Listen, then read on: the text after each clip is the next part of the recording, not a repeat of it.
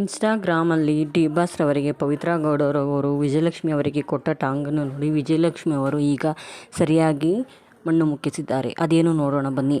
ಸದ್ಯಕ್ಕೆ ವಿಜಯಲಕ್ಷ್ಮಿ ಅವರು ಮೈಸೂರಿನಲ್ಲಿರುವ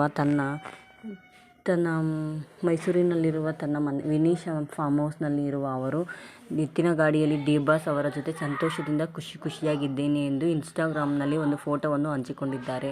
ಇತ್ತೀಚಿನ ದಿನಗಳಲ್ಲಿ ಪವಿತ್ರ ಗೌಡರವರು ಪತಿಯನ್ನು ಕೈ ಹಿಡಿದುಕೊಂಡು ಓಡಾಡುತ್ತಿದ್ದರು. ಹಾಗೆ ಹೀಗೆ ಎಂದು ಮಾಡಿರುವ ಸುದ್ದಿಗಾಗಿ ಅವರು ಕೋಪಗೊಂಡು ವಿಜಯಲಕ್ಷ್ಮಿ ಅವರು ದೂರನ್ನು ದಾಖಲು ಮಾಡಲು ಹೋಗಿದ್ದರು.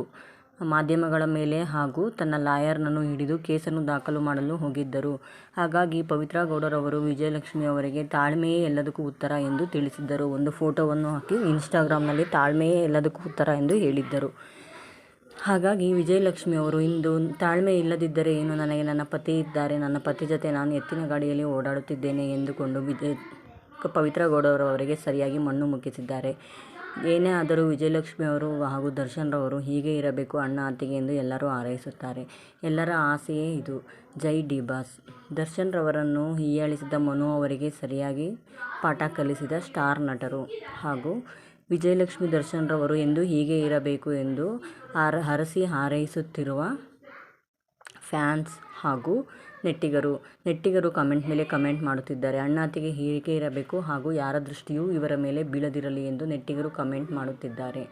ಎಲ್ಲರಿಗೂ ವಿಜಯಲಕ್ಷ್ಮಿ ಬಗ್ಗೆ ಕಾಮೆಂಟ್ ಮಾಡಿ ತಿಳಿಸಿ.